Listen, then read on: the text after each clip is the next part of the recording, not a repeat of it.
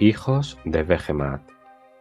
La tierra tiembla, el suelo se resquebraja, los animales huyen en masa de las nubes de polvo que asoman por el horizonte, y los oídos de los mortales se llenan con rugidos ensordecedores. Solo puede ser una cosa: los hijos de Behemat. Pocas criaturas hay en los reinos más aterradoras que estos gargantes. Los más pequeños son tan altos como un templo sigmarita, y los más grandes son casi inconmensurables, puras masas de músculo, hambre y violencia. Van donde quieren, luchan contra quien quieren, matan y saquean a quien quieren, y pobre del que se atreva a decirles que no pueden. Para un gargante, el lugar que ocupa en el cosmos está determinado únicamente por su fuerza bruta, y de eso le sobra. Sus puños son tan fuertes que pueden derruir murallas de un golpe, y sus pies son capaces de domar a un dragón con 2 patadas. Lo que les hacen a las criaturitas de menor tamaño que se interponen en su camino es mejor dejarlo para otro día. Hubo una época en la que los gargantes se contentaban siendo bestias solitarias, merodeando por los páramos y aventurándose a los dominios mortales de vez en cuando para saquear ciudades y llevarse ganado y tesoros. Sin embargo, desde la muerte de Behemat, el titán del mundo, la legendaria bestia divina ancestro de la raza gargante, una extraña ánima brutal se ha apoderado de ellos. Con cada estación que pasa, los gargantes más fuertes aumentan de tamaño, y su poder alcanza nuevas cotas jamás vistas antes, lo que atrae a gargantes de menor tamaño a su lado para servirles. Lo peor de todo, para quienes se enfrentan a ellos, es que de repente los clanes gargantes tienen objetivos. Ya no les satisfacen los estallidos esporádicos de violencia contra seres pequeñuelos. Ahora marchan con creciente fervor contra quienes consideran sus enemigos, motivados por la ira de Gur, que los sacude y les aúlla en la cabeza hueca. Es una era de bestias y sangre, en la que el más fuerte tiene la razón. Para los vástagos del titán del mundo, es perfecto. Los hijos de Behemat son desastres naturales andantes. Cuando estos gargantes salen de sus dominios, allanan las tierras que pisan, demuelen ciudades y masacran ejércitos, y eso solo cuando van de paseo. Si se les enfurece de verdad, poco se puede hacer excepto huir.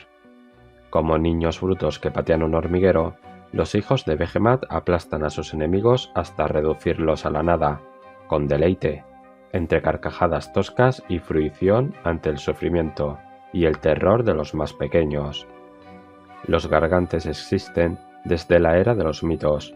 Viven la vida durmiendo, comiendo, eructando, durmiendo otra vez, comiendo otra vez y peleando. Su opinión acerca de las razas de menor tamaño es como poco cuestionable.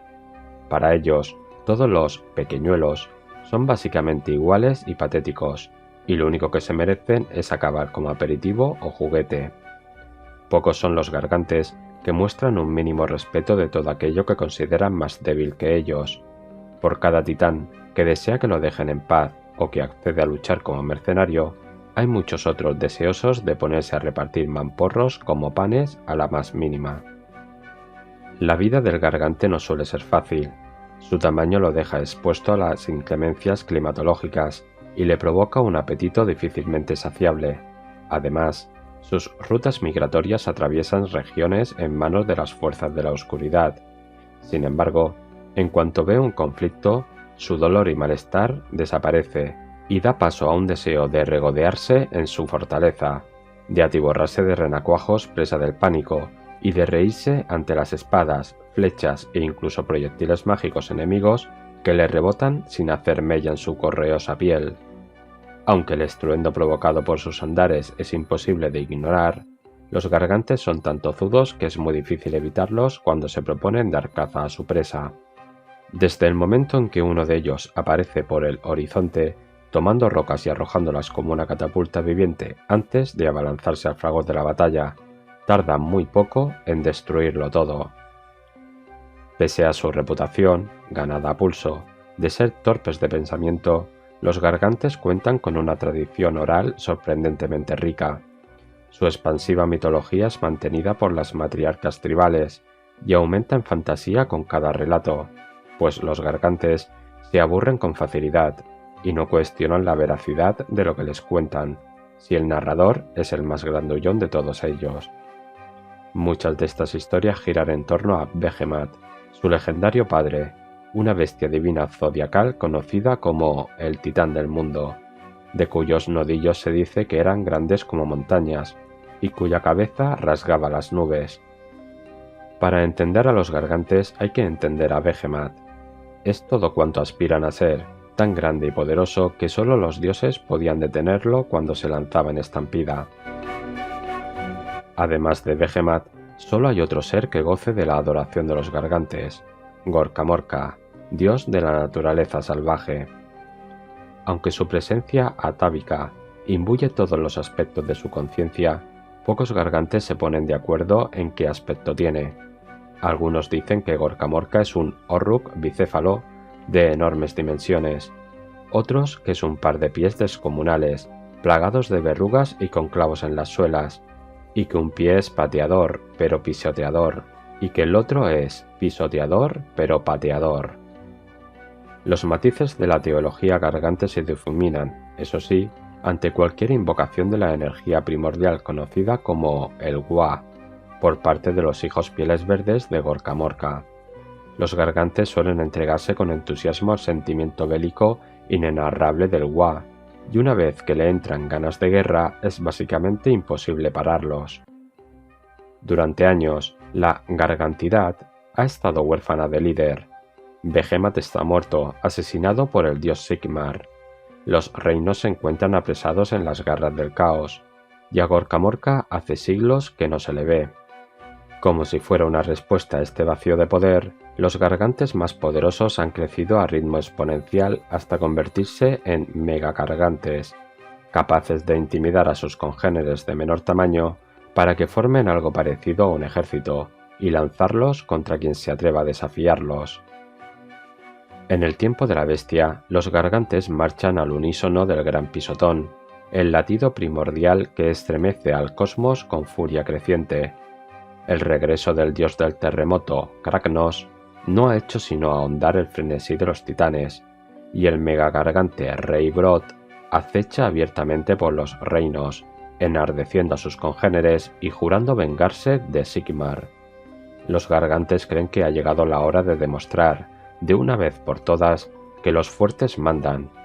Quienes se atrevan a desafiarlo no merecen otra cosa que morir aplastados. Según los gargantes, su progenitor, Behemoth, nació de una piedra atrapada en los intestinos de Imnog, primer padre de los gargantes, que eran del tamaño de un valle. Tras engullir todos los cometas del cielo, beberse la mitad del primer océano y resquebrajar una región de Gur con tal violencia que fue conocida para siempre jamás como arrollamiento de Imnog, la titánica bestia divina, que inspira miedo y admiración incluso entre los gargantes, se echó a dormir.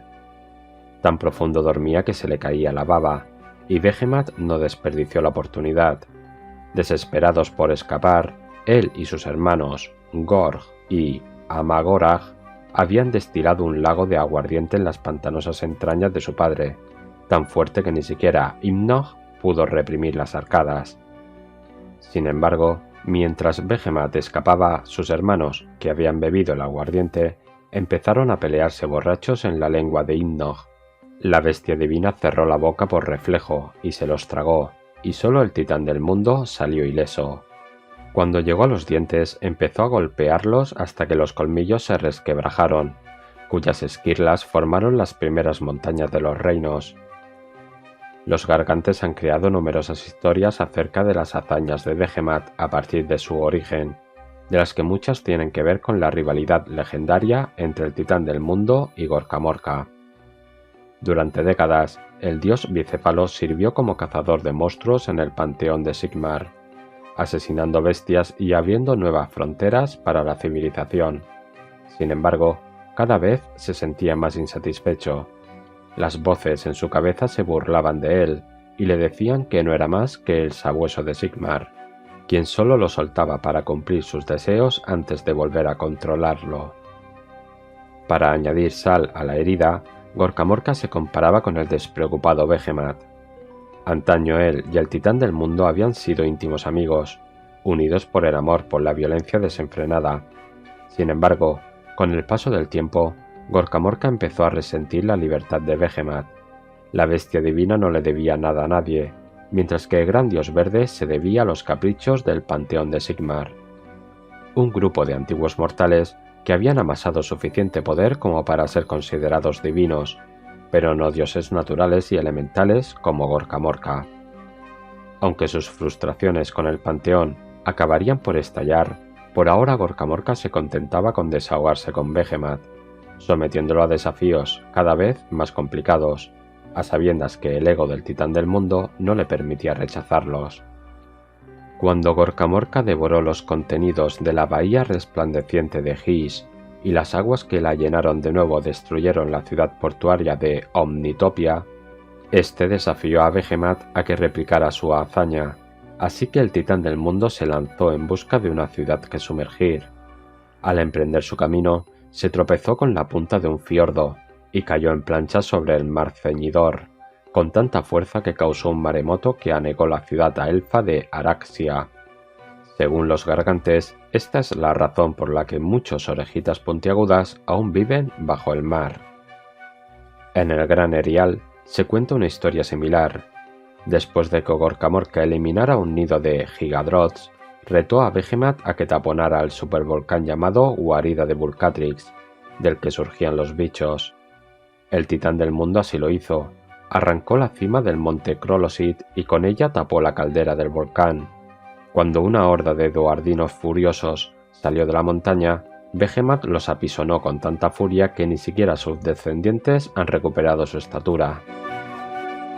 Hay más historias como cuando Dracothion, el gran dragón, intentó vengarse de Gorka Morka por sus fechorías y lo bombardeó con una lluvia de meteoritos, que apenas le hicieron mella al dios.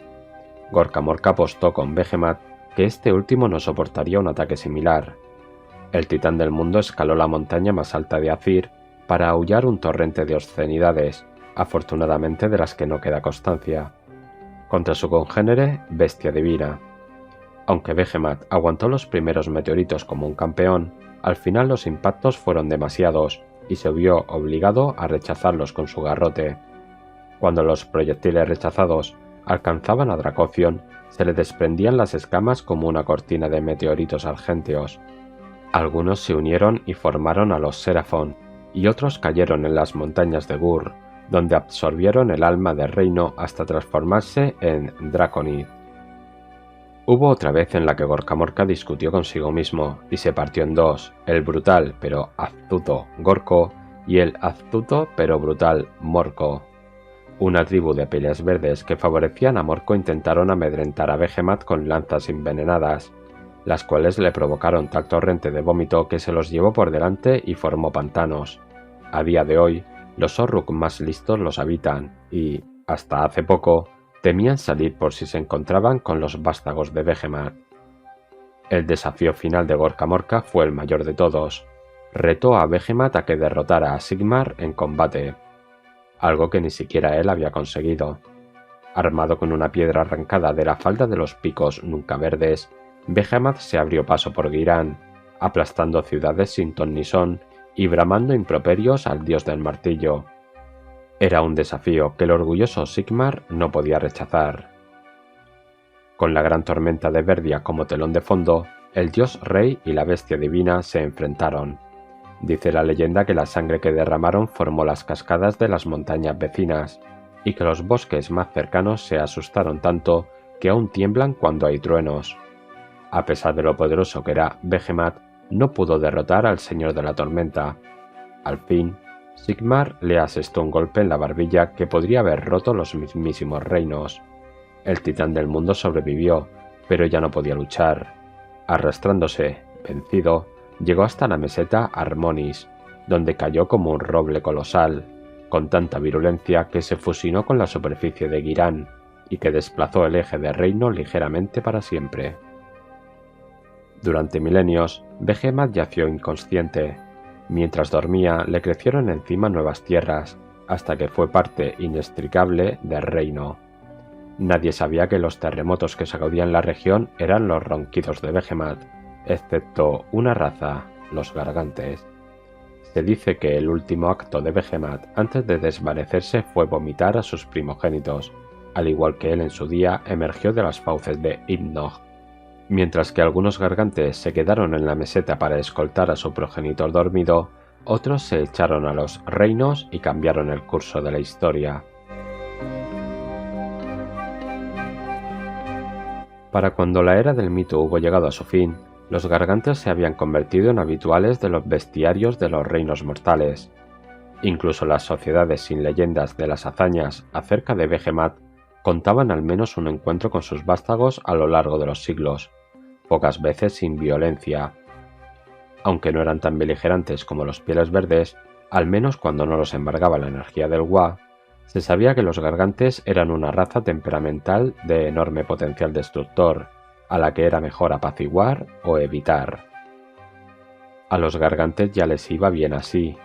Cuando el panteón de Sigmar implosionó y las semillas del mal florecieron en todas las civilizaciones mortales, los hijos de Behemat siguieron con su bendita ignorancia, durmiendo, comiendo y atacando donde, cómo y cuándo querían. Desde His hasta Gur y desde Girán hasta Axi, los Gargantes ampliaron sus dominios y se convirtieron en parte del paisaje, literalmente, en los casos donde los titanes dormían profundamente. Pero ni siquiera los Gargantes eran inmunes a la oscuridad que pronto engulliría toda la creación. Aunque hasta entonces habían ignorado el conflicto que poco a poco destruía las sociedades de los pequeñuelos, había seres más allá del velo que observaban con enorme interés. Eran los dioses del caos, entidades malignas surgidas de los pecados de la humanidad, que querían controlar los reinos. Con nocturnidad y alevosía, habían instigado conflictos entre los dioses del panteón de Sigmar y plantado la semilla de la corrupción en el corazón de sus adoradores. Con la aparición de cultos extraños y ritos barbáricos, era inevitable que la situación llegara a un punto crítico. Tras un aullido de diabólico júbilo, las legiones daemónicas derrumbaron las paredes de la realidad y se cernieron sobre los reinos. La era del mito murió y empezó la era del caos. Los reinos mortales estaban en llamas y la independencia innata de los Gargantes no los salvó del caos. Los daemonios tenían tanta sed como los seguidores de Gorka Morka, y a menudo incluso más, y sus efectivos eran prácticamente infinitos. Muchos Gargantes cayeron víctimas de las hordas ruinosas, o se unieron a las mismas para aplastar la civilización. Otros se lanzaron a la vida nómada, intentando mantenerse siempre un paso por delante de los ejércitos de la sinrazón. La mayoría de Gargantes no entendía el peligro espiritual que suponían los daemonios, y tampoco les habría importado. Sin embargo, sí reconocían la corrupción física infligida a los reinos, y muchos de los titanes, que sentían un respeto innato por la naturaleza siempre y cuando no pusiera en duda su supremacía, se volvieron aún más taciturnos. Durante 5 siglos ardió la era del caos. Sin embargo, los Gargantes pagaron el mayor precio con la llegada de la tormenta de Sigmar. Mientras los forjados en la tormenta se desplegaban por los reinos, el lugar de descanso de Behemat bullía con infección, pues Nurgle, el padre de plagas, estaba obsesionado con transformar Girán en una extensión de su propio jardín. Pero la contaminación tenía un segundo propósito, más oscuro. Archaon, el elegido, sabía desde hacía tiempo dónde descansaba Behemat, y había usado plagas arcanas para debilitar a la bestia divina durmiente y para corromper lentamente la meseta Armonis y convertirla en la nauseabunda dispersión escabrosa. Tras las plagas llegaron los Skaven y sus ingenios parásitos, cuyos enormes taladros se hundieron en los núcleos nerviosos de Behemat y le causaron una enorme agonía mientras estaba inconsciente. El complot de Archaon era despertar al titán del mundo, hechizarlo mediante maniobras siniestras y manipularlo para que destruyera las puertas de Azir, y que así los ejércitos del caos pudieran invadir el reino de Sigmar, aún invicto. Por mucho que los gargantes de la dispersión escabrosa intentasen resistirse a las fuerzas invasoras del caos, poco podían hacer por detenerlas. Los acontecimientos que se sucedieron han sido oscurecidos por la alegoría y el mito. Solo quienes estaban allí el día de Autos pueden hablar con autoridad de la caída de Behemat. Basta decir que los forjados golpearon la dispersión con la intención de frenar la conjura de Archaón. Los gargantes de los pantanos vecinos, liderados por su líder, Brod, estaban dispuestos a ayudar, pues recordaban las leyendas acerca del pacto entre Sigmar y Gorka Morka.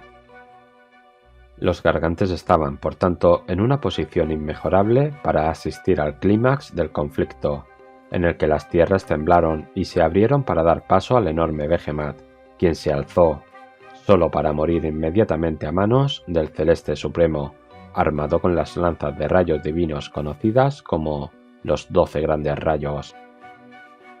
La muerte de Behemat fue sentida por todos y cada uno de los gargantes.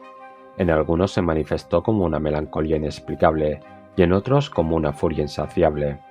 La caída de la bestia divina también provocó un perturbador fenómeno secundario. Con el paso de las décadas, los gargantes más poderosos aumentaron de estatura, alcanzando nuevas cotas de altura y fuerza bruta, mientras se alimentaban, literal y figuradamente, de las batallas. Los megagargantes eran algo jamás visto. Muchos se sentían llamados por su subconsciente a replicar las legendarias hazañas de su progenitor, ya fuera destruyendo ciudades o cazando a los monstruos más temibles. Gradualmente, los hijos de Behemat empezaron a desarrollar una teoría, comunicada entre susurros y gruñidos. Siempre debe haber un titán del mundo, y al igual que Behemat sustituyó a Imnog, un día un gargante crecería tanto que se convertiría en el primero entre las bestias. Naturalmente, casi todos los gargantes pensaban que eran el elegido, y estaban determinados a demostrarlo de la única manera que sabían, mediante la violencia. El necroseísmo de Nagash arrasó los reinos y empezó la época de la inestabilidad conocida como Arcano Noctimar. Esta afectó menos a los gargantes que a las demás razas, pues tenían poco interés en la hechicería más allá de darle alguna patada a los constructos arcanos que se encontraban por los reinos. Las tribus gargantes ganaron poder. Con los ejércitos de los muertos a sus puertas, los mortales apenas pensaban en ellos. Quienes intentaban advertirlos eran ignorados o convencidos para dejar de lado sus preocupaciones, hasta que la crisis más inmediata hubiera pasado. Como resultado, cuando el gran pisotón empezó a atraer en masa a los vástagos de Behemat hasta Gur, pocos le dieron importancia. Fue un error de enormes consecuencias para los enemigos de los gargantes. Los gargantes oían con sorna los relatos de los pequeñuelos sobre las guerras del alma. Para ellos, las guerras de la palma empezaron cuando se dieron cuenta de que darles de manotazos a las armaduras de los caballeros del caos les dejaba las palmas en carne viva.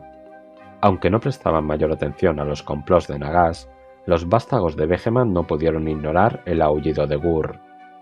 El reino de las bestias siempre había sido temperamental, poseído por una furia animal, y la mancha del caos y el necroseísmo lo habían exacerbado. Ahora que la influencia de Nagash retrocedía y el poder de la vida ganaba impulso, el reino no pudo más.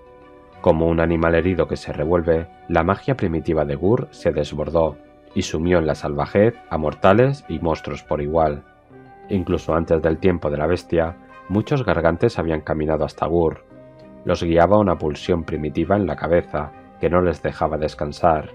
Los rumores abundaban. Algunos gargantes afirmaban que Gorka Morka había adoptado una nueva forma física y que llamaba a los descendientes de su antiguo campeón. Otros veían a los no muertos que seguían campando por el reino y proponían una teoría radical, que algún empollón de la magia había hecho lo impensable y había alzado al espíritu de Behemat desde el más allá.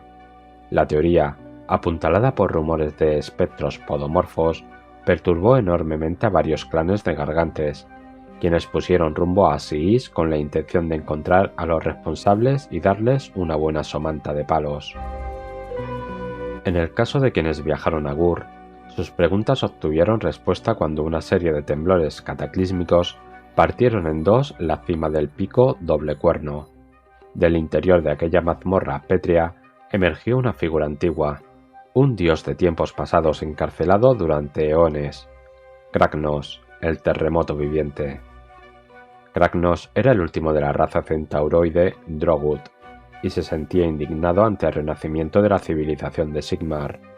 No pasó mucho tiempo antes de que el fin de los imperios marchara sobre Excelsis, seguido de hordas de bestias salvajes acompañadas por su aura de primitiva majestuosidad. Entre las hordas había gargantes. Para muchos de ellos, Kragnos era el sumum de todo lo que admiraban. Los deslumbraba cuando abría la tierra con las pezuñas o hendía barrancos enteros. Algunos creían que era la reencarnación de Behemat y otros lo creían incluso más poderoso que el titán del mundo. Kragnos no sentía ninguna estima por los hijos de Behemat, pero toleraba a los megagargantes más que a las demás criaturas que lo seguían. Algunos gargantes se entusiasmaron tanto con el regreso de Kragnos que fueron incapaces de reprimir su júbilo y lo expresaron mediante violencia extrema, por lo que el fin de los imperios se vio obligado a poner fin a un torrente continuo de gargantes que salían de la nada para pelearse con él. Sin embargo, no todos los gargantes admiraban a Kragnos, todos respetaban su tamaño y su fuerza, pero el dios de los terremotos había estado encarcelado desde antes del nacimiento de su raza, y por tanto jamás entendería qué significaba ser un gargante. Jamás sería Behemat, ni siquiera tenía pies, y tratarlo como si lo fuese era faltar al respeto a su ancestro. El principal de sus críticos era el rey Brod, quien, aunque aplaudía los ataques de Kragnos contra las ciudades sigmaritas, lo consideraba un ídolo falso. Los conflictos entre tribus pro y anti-Kragnos proliferaron. Muchos aplastabestias que afirmaban estar poseídos por el espíritu de Gorka Morka consideraban a Kragnos el desafío definitivo y prometieron no volver a sus tribus hasta tener en sus garras la cabeza del dios.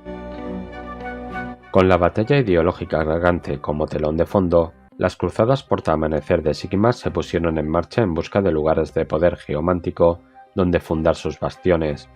A menudo, los nexos yacían en dominios gargantes. Aunque las bestias no entendían las energías naturales, las sentían en un nivel básico. Los hijos de Behemat observaron primero con confusión y luego con ira la llegada de colonizadores pequeñuelos a sus territorios. La furia de Gur ya les impedía conciliar el sueño antes de la intrusión, y los portamaneceres avivaron la cólera de los gargantes al competir con ellos por la caza y talar grandes extensiones de los bosques. Los ataques gargantes se multiplicaron y algunos bastiones desaparecieron de un día para otro, aplastados por los titanes. Con todo, los gargantes más lúcidos entendieron que las cruzadas les garantizaban un flujo casi constante de comida en el lindar de su hogar. Los más astutos no aplastaban inmediatamente a los intrusos, sino que esperaban hasta que el bastión se establecía y construía refuerzos antes de derrumbarlo a patadas y alimentarse de su población, usando los ídolos guardianes a modo de tosco garrote. Si los adoradores del dios del martillo tenían tantas ganas de ser devorados, los hijos e hijas de Behemat no se opondrían. Aunque los gargantes mantienen que nacieron de las fauces de Behemat en Girán, Gur es el hogar de la mayoría de ellos. El reino de las bestias está definido por la dicotomía del cazador y la presa, la cual se extiende mucho más allá de las criaturas de carne y hueso. Los océanos arrancan pedazos de los acantilados, los promontorios, en forma de garra, se extienden para engullir islas, los bosques penetran la tierra con las raíces y le roban los nutrientes, mientras que las montañas vivientes acechan en busca de presas. Incluso las plataformas continentales se lanzan contra las placas tectónicas con movimientos que duran años. Innumerables fallas se han abierto, desencadenando terremotos devastadores cuya frecuencia ha aumentado desde el regreso de Kragnos. Sin embargo, la infamia más grande en Gur es su flora y fauna hiperagresivas.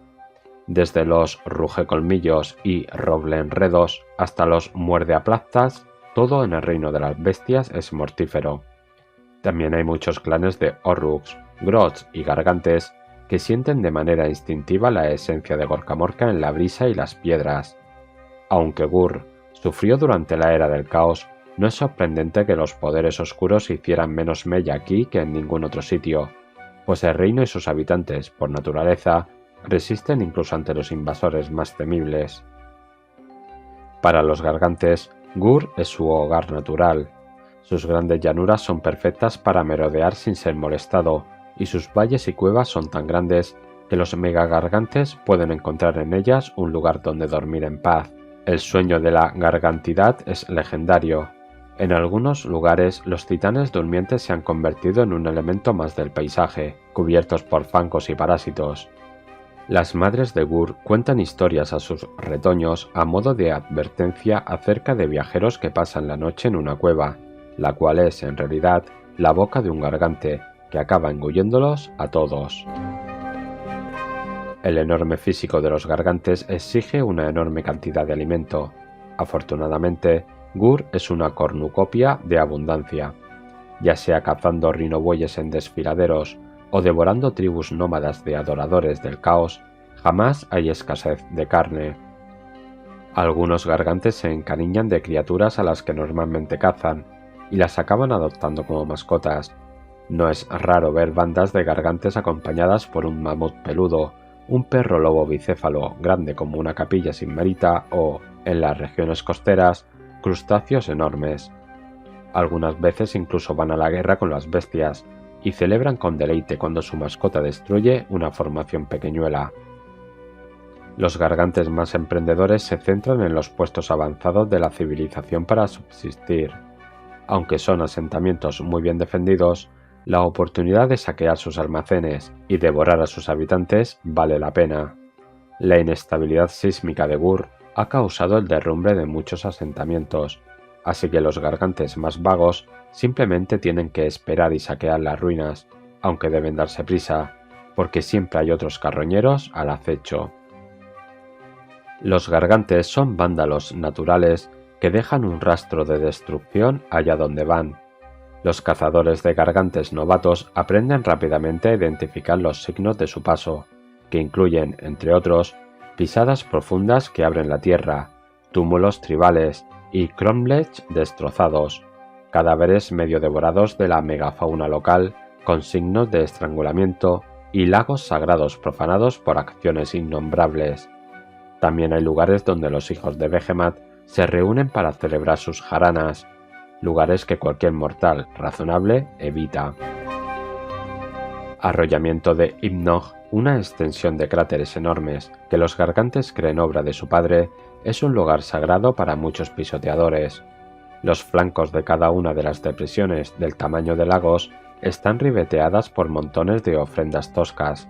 En su interior se celebran ceremonias religiosas cuyos rituales son en esencia juegos estúpidos e increíblemente peligrosos. El tiempo de la bestia ha sacudido Gur hasta sus cimientos. Los seísmos constantes le agrietan la piel y abren nuevos abismos, que los hijos de Behemat exploran y derruyen antiguas guaridas, con lo que los obligan a emigrar.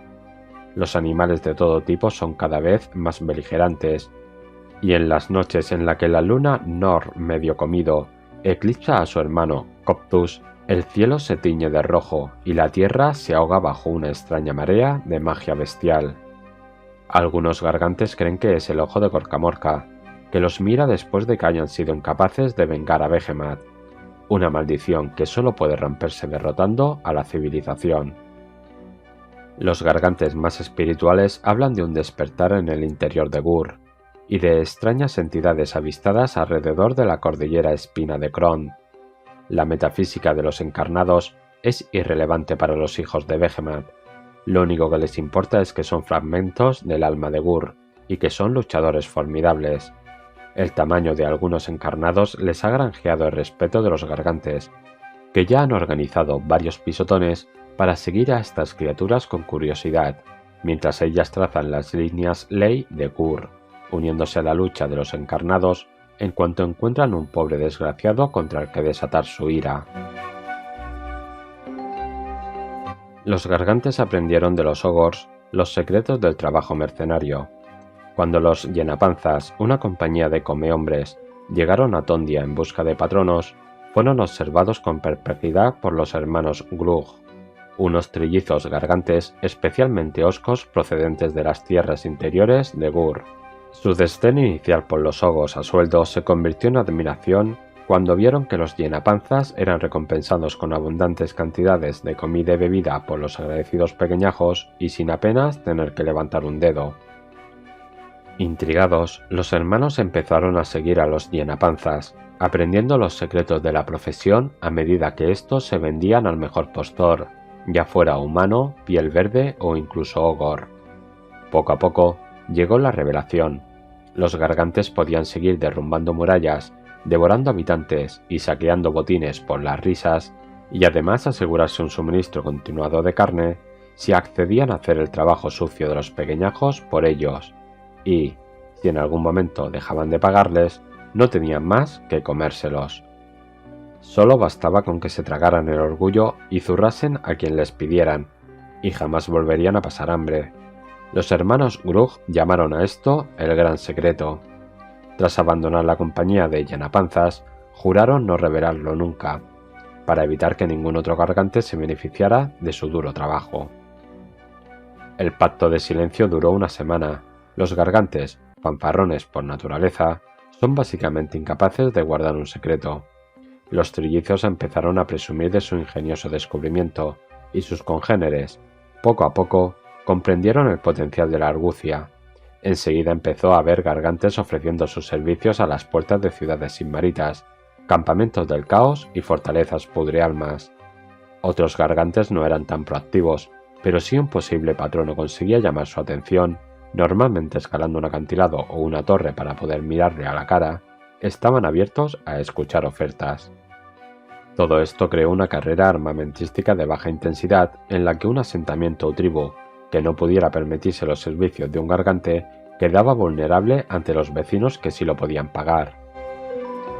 Incluso en el tiempo de la bestia, los bastiones portaamanecer más aislados reconocen que es mejor tener de su lado a un gargante, aunque solo sea para evitar que un posible enemigo lo contrate, o simplemente para mantenerlo vigilado si el salvajismo de Gur lo abruma.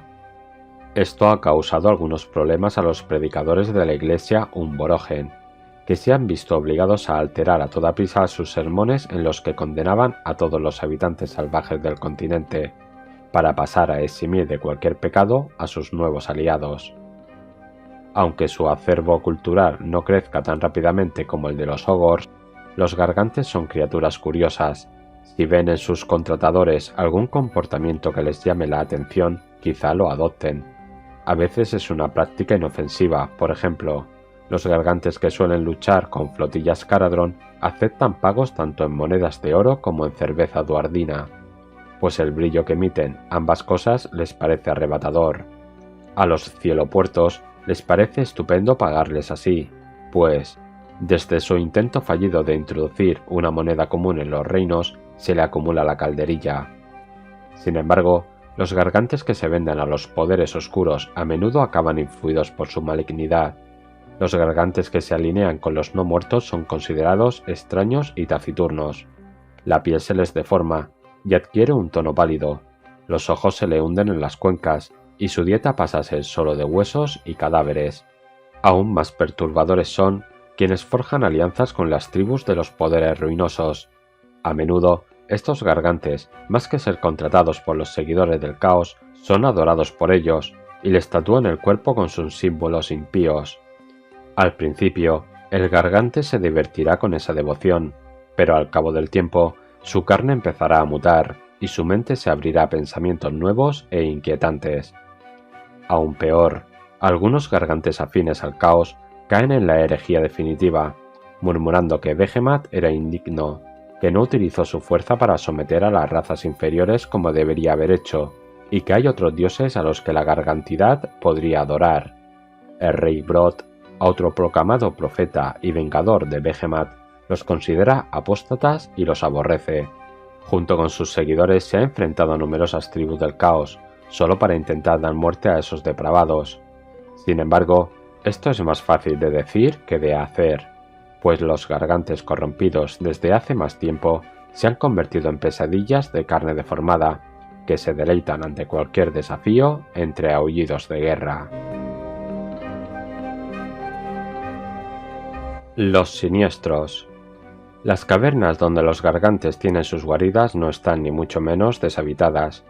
Los Gross de los clanes lunares controlan amplias zonas, al igual que los Skaven y muchos otros monstruos que se esconden de la luz. Una raza menos conocida de trogloditas son los siniestros. Su origen es desconocido, pero no cabe duda que es nauseabundo. Lo que sí se sabe es que los siniestros se remontan a tiempos inmemoriales y que la mayoría están ciegos. Sin embargo, son sorprendentemente hábiles. Algunos siniestros crean obras de arte nada desdeñables a partir de cadáveres animales y tesoros robados. La mayoría usan su talento para saquear los campamentos de viajeros a la luz de la luna, o para arrancarle los ojos a los depredadores. Aunque son de carácter asustadizo, muchos siniestros desean demostrar su valía en el campo de batalla. Se inspiran en los gargantes, a quienes consideran monturas sagradas enviadas por sus dioses subterráneos. Los siniestros trenzan el pelo de los gargantes mientras duermen, le decoran el cuerpo con pinturas de guerra y se comen los parásitos que les infectan la piel. A cambio, algunos gargantes les dejan montarlos para ir a la guerra, si es que siquiera se dan cuenta de que existen. En el tiempo de la bestia hay un número jamás visto de siniestros que anhelan abandonar sus cuevas montados en un gargante, y otros han sido desahuciados de sus cavernas por bestias subterráneas. Incluso el rey Brod cuenta con su propio consejero troglodita, Zeg, el rey siniestro, que juró venganza eterna contra Sigmar después de que un forjado le pisoteara una pera que había robado para comérsela después.